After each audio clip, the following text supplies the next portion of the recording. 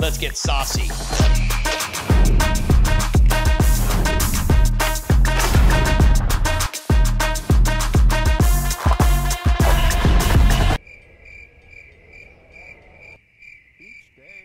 Hello? Hello? You know, this is pretty lame for a Nerf video.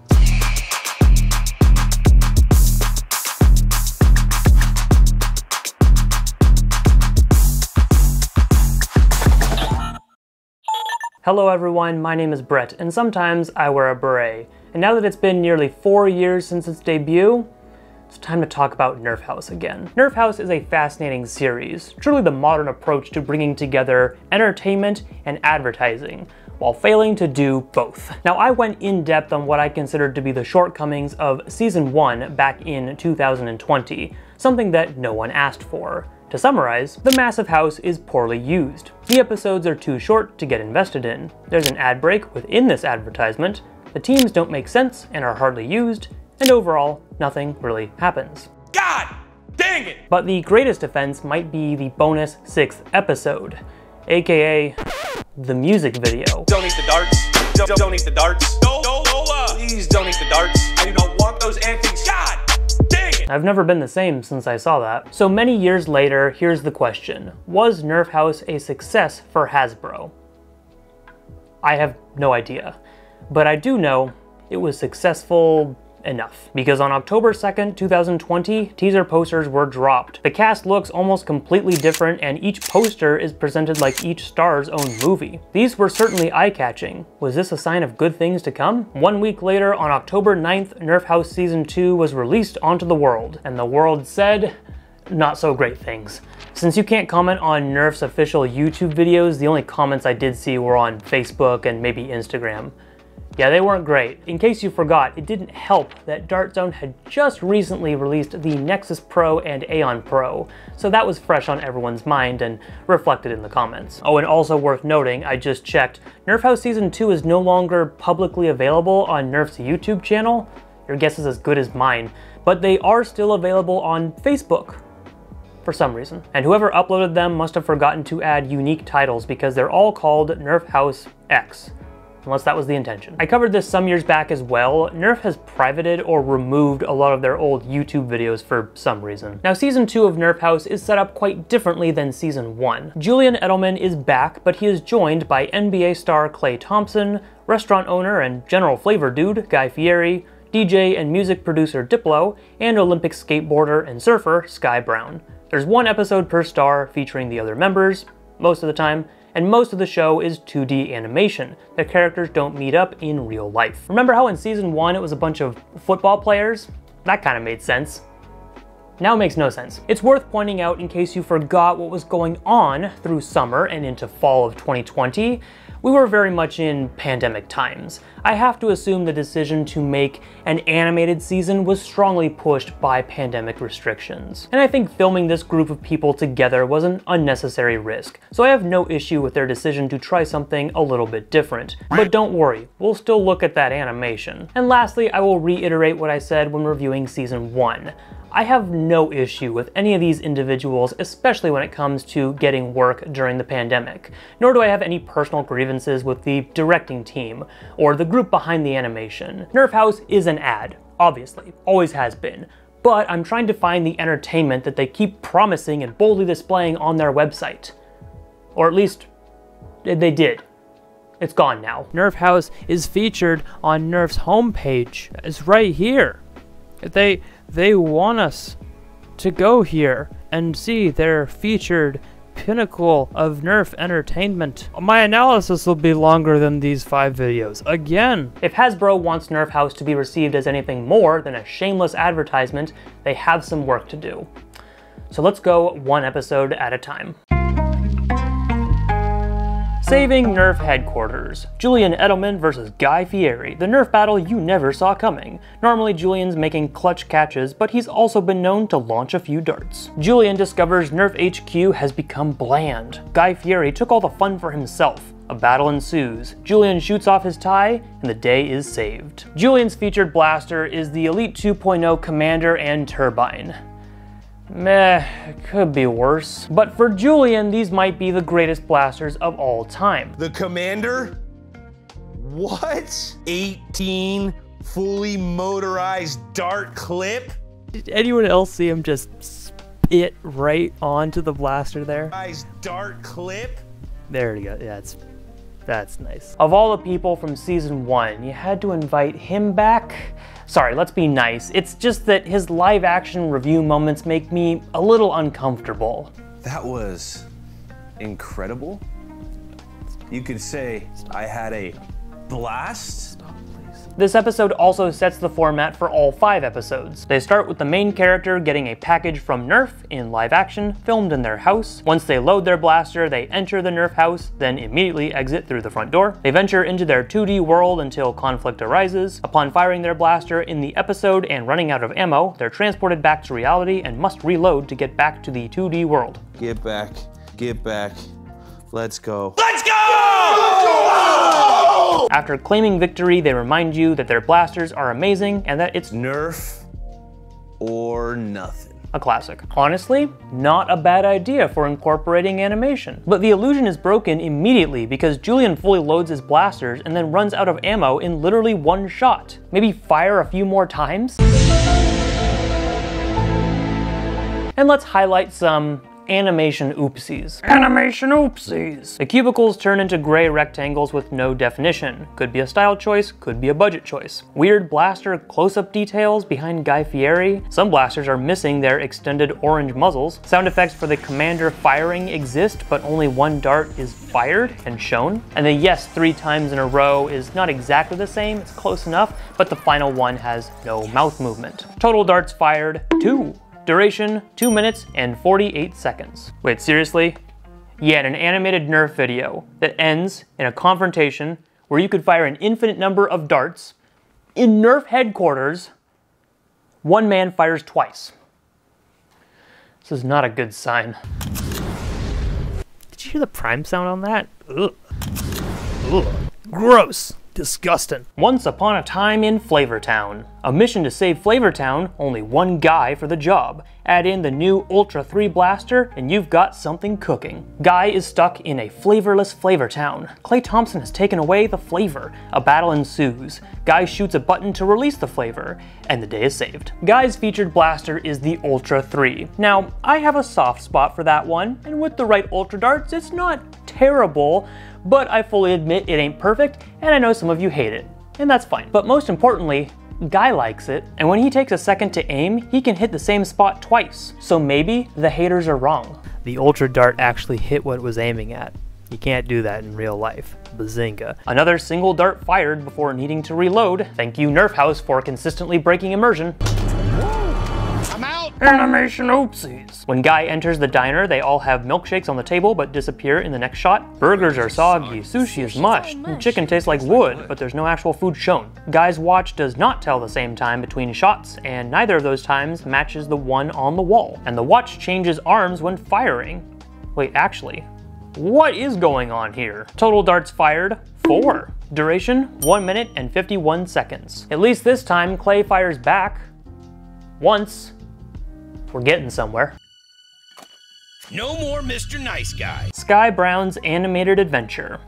Wait, aren't they all animated adventures? Sorry. From skateboarding to surfing, Sky's always up for a new challenge. This one's a little different, but the new Ultra 4 and 5 blasters are as ready as she is. Sky is stuck in the void. Diplo tells her to free her mind. Target practice ensues, and the day is saved? Sky's featured blasters are the Ultra 4 and Ultra 5.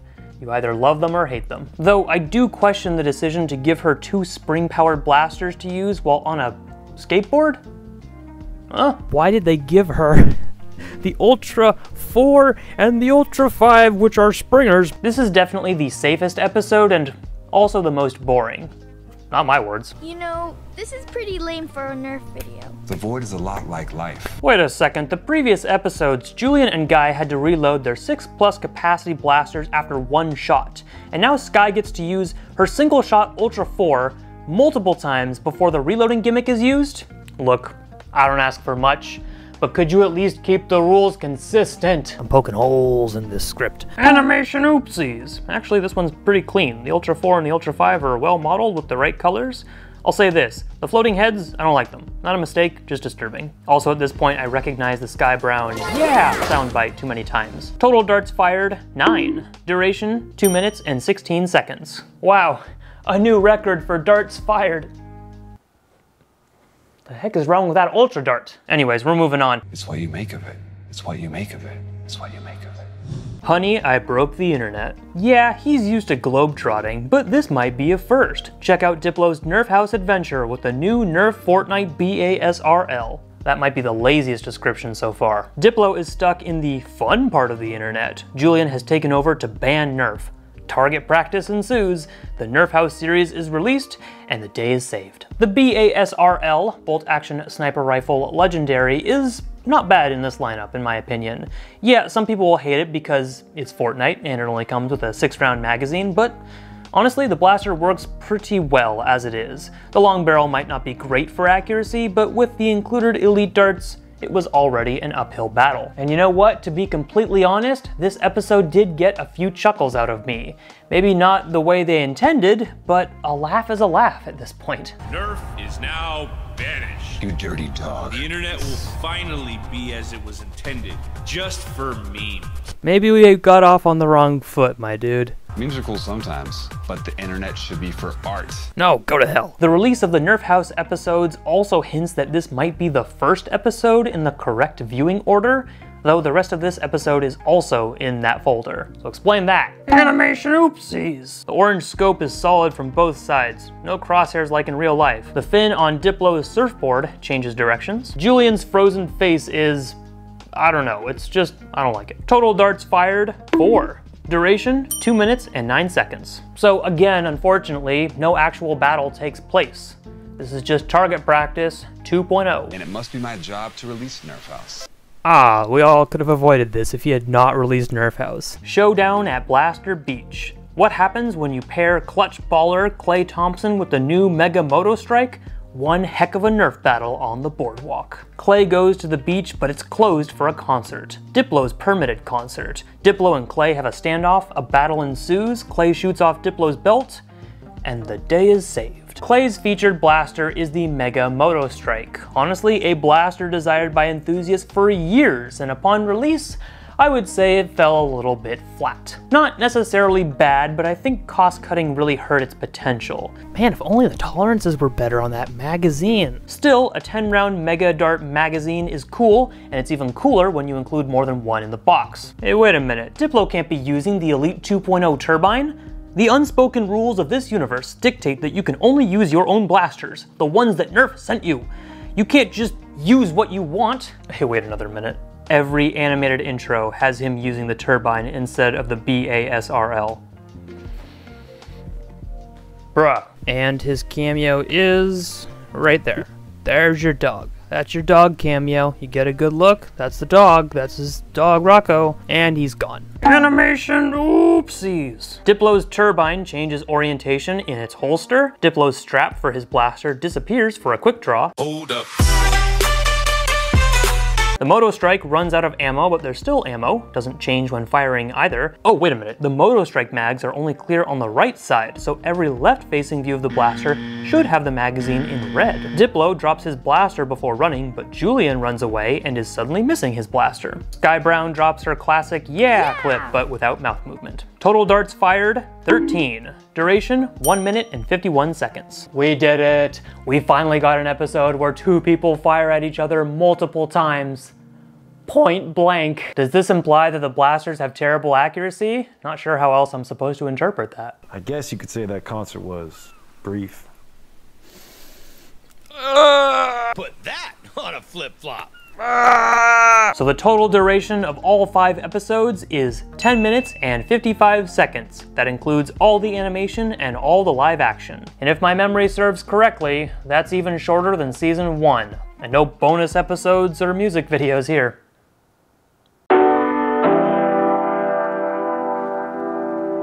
I've already pointed out some of the art direction and animation decisions here. Animation! But I will say this. Overall, I don't mind the art style. To me, it can feel a little bit uninspired and sometimes a little bit lazy, but if there's one thing I do know about animation, it's that it takes time. So, you know what?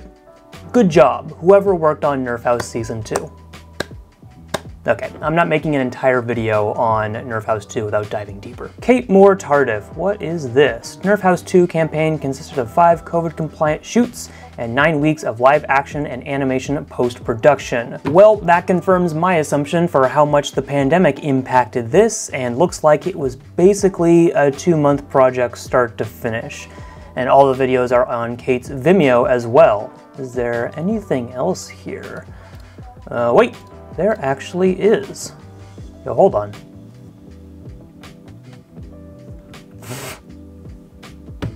I've never seen this before.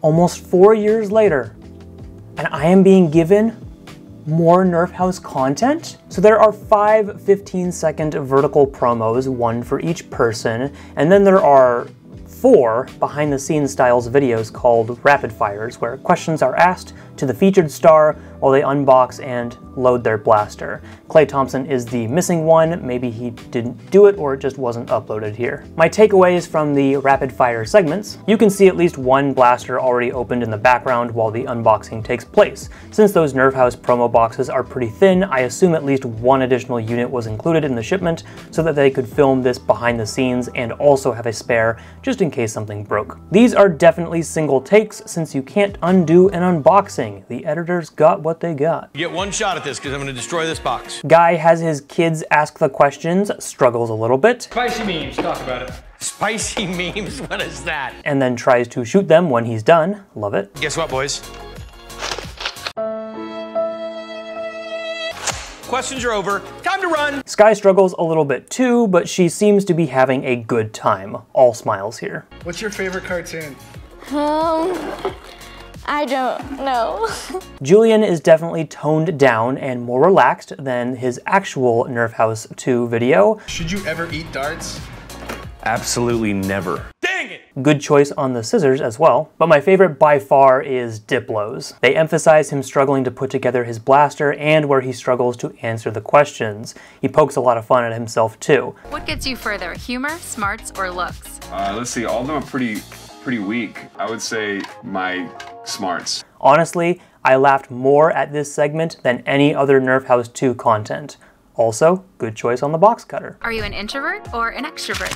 I'm a sidevert. Guy's segment is 1 minute, Sky is 2:28, Julian 2:11, Diplo 2:42. Total rapid fires 8 minutes and 21 seconds. And if Klay has one, then it might actually match the length of the official Nerf House episodes. The 15-second promos are more behind-the-scenes antics, consisting of posing, firing off camera, being goofy in general, and then asking if they can keep the blasters for themselves. Can I have them? I can keep these. Can I keep one? Maybe 2? Can we keep these for me and my brother? These are clearly meant as vertical-based advertisements like for TikTok, since they literally include the swipe up to buy. My favorite one for this though is Guy. They're just posing for the camera and laughing. They're having a good time. Also, he's the only one who doesn't ask if he can keep one because he knows. Mostly live action, but also 4 to 5 seconds of each is animation for that swipe up to buy screen. Genuine question. Did you see any of these? The ads, the behind the scenes? I know I'm asking a lot because there's a lot of you who probably didn't even know about Nerf House in the first place. I see the purpose of the vertical ads. I'm sure they had their time and place, but I have no idea what these rapid fire segments were used for. Guarantee they were never posted on YouTube or simply shared by Nerf at all. Work went into them, editing was done. What was the point? All right, sorry, let's back up a little bit. Post-production Alchemy X. Never heard of them. Let's look at their website. Oh, they do everything. I'm an idiot. Yeah, there's a 100% chance you've seen something that they've worked on, and if you go to their branded content section, you will find Nerf House. And boom, there are all 5 episodes and a trailer. How nice. A little more digging on their Instagram and also boom. Remember our campaign for Nerf House? Check out how the project came to life from storyboards to final animation. Art by Ed Tricchino, creative direction by Rupert Cresswell for Nerf. Rupert Cresswell's portfolio does indeed have Nerf House 2 in there under animation, and at the bottom looks like we've got the whole team. So shout out to everyone for bringing this to life. Despite my nitpicks and lighthearted criticism, I wouldn't be here talking to you if it wasn't for their work. But also want to give a big shout out to Ed Drakino and David Hillman, who look to be the official storyboard artists for Nerf House. Comparing the storyboard sketches to the final product is very interesting. Why did this change? Why did that change? Looks like they wanted more branding here. And looking at these frames helps confirm that actual creativity went into this project. And regardless of how corporate or hollow the script might feel, I can still find enjoyment looking at these storyboards. Ed shared these two clips of Julian and Diplo's episode on his Instagram, so I'm not sure who did the other three. Those might have been David's work, but I couldn't find any publicly shared storyboards on his website or social media. But this exchange on Ed's Instagram post confirms he did something. Anyway, thank you for your artistic contributions to Nerf House. Links to what we just looked at will be in the description of this video.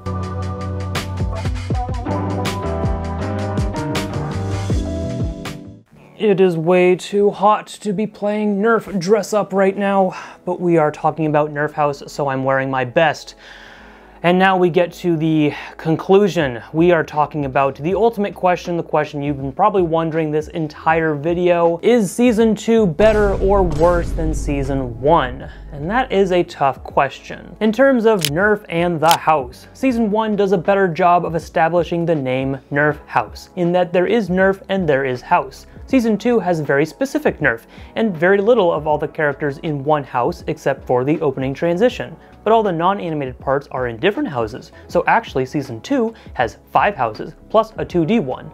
Yes, I'm going that far. For the setting, Season 2 has more locations thanks to the animation, and sometimes those worlds are interesting, and other times they aren't. In Season 1, the rooms aren't uninteresting, but the house is objectively beautiful. But as I mentioned in my original review, the location feels very underused and disconnected, like you could make an argument that the scenes are filmed in separate locations. There's enough proof at this point that that isn't the case, but my point still stands. For the people, Season 1 has Julian Edelman, but Season 2 has Julian Edelman. That one's tough. He is yelling a lot in Season 1, while in Season 2, I think he's going a little stir-crazy. P.S. Don't eat the darts. That is right, folks. Nerf has always liked their professional athletes for promotion, and that's why Season 1 being 5 football players isn't really surprising. Season 2's cast makes no sense, almost like it's deliberate. Could that lead to more hilarious antics? Maybe. But by not being physically together in the same location, you really have to suspend disbelief that all these people are friends and going on adventures together. And I know I mentioned this when the Season 2 posters first dropped in 2020, and I'm going to say it again. Sky Brown is a child, and the other 4 guys are fully grown adults. She's 15 now, but she was 12 when she participated in Nerf House. Let me be clear, I'm not insinuating anything. But isn't it a little weird? I could have starred in Nerf House, and even I would have been over twice her age. It's just a weird casting decision. If Nerf wants to cast a bunch of adults for Nerf House, that's fine. If they want to cast a bunch of kids or teenagers to really focus on a younger audience, that's also fine. Child labor law is permitting and all that. But what we got here makes no sense. Whose idea was this? And for the games or the battles, the adventures, whatever you want to call them, they chose 5 people again. For Nerf House, uneven teams. How are we supposed to have even battles with an uneven number of players? Wait, it doesn't even matter. Season 1 had the illusion of orange team versus blue team, but Season 2 treats its cast like, oh yeah, a rotating cast. Not players, just characters who can be the protagonist or the antagonist as needed. No costume changes, no character roles, just Julian Edelman good or Julian Edelman bad. Most importantly, we get no actual Nerf battles involving the entire cast. They do the bare minimum in Season 1 once. And now with animation, the possibilities being endless. You're telling me the peak action of Season 2 is 2 dudes firing at each other point blank. You could have spawned an alien invasion boom, and they can only be stopped by Nerf blasters, and the entire cast has to defend the house with their featured blasters. Is that such a bad idea? It's animation, have some fun with it. Show me that the BASRL lives up to its role as a sniper by hitting targets that are too far away for the other blasters to hit. Show me the hard-hitting power of the Mega Moto Strike and how Mega Darts dwarf the other darts and have much better stopping power. Show me how the Ultra... lost my train of thought there. Speaking of the blasters, this also leads to the strange decision of Season 2's featured blasters. Season 1 aimed to highlight the new Ultra 2 and Ultra Sonic Screamer darts, but they still showed off other blasters in the intro and through the episodes. Granted, I still complained that they could have included more stuff. If only I knew that for Season 2, they would literally only show blasters that their stars were using. It's pretty bizarre when the walls are all lined with the exact same thing. The Ultra 3, the Ultra 4, the Ultra 5, the Fortnite BASRL, the Elite 2.0 Commander and Turbine, and the Mega Moto Strike. Congratulations, you have advertised. No other blaster exists in this universe except for the conceptual design for a lever action. To me, this seems like an animation decision so that less blaster models were needed, but they could have added other stuff and just made the featured blasters seem like the better option. I also guess that's how fast the Ultra 2 became irrelevant for Nerf. Okay, I have decided that Nerf House Season 2 is worse than Season 1. I don't think different made this season better than the previous one. Yes, the pandemic made things challenging. We've addressed that. There were some good ideas here, but I feel like a lot of the creativity was left on the table. Now, obviously, there's a part of me that enjoys Nerf House ironically and also unironically. Otherwise, I wouldn't be making this video. So it can be difficult to really say which season is objectively better. There are parts of it that I liked, and I think that was pretty clear from some of my reactions. Whether it was ironic or unironic, it's very bizarre how much more forgiving I feel of Season 1. But that's what I'm sticking with for now, and if there's one thing I know for absolute certainty, is that I need a vacation. This has been enough Nerf House for another 3 years, I think. I think I might visit Florida. Like Miami Beach. Never been there before. There's this cute little spot overlooking the bay that really caught my eye. Maybe I'll bring the boys and see what hijinks ensue. Thanks so much for watching. Subscribe or I will eat the darts.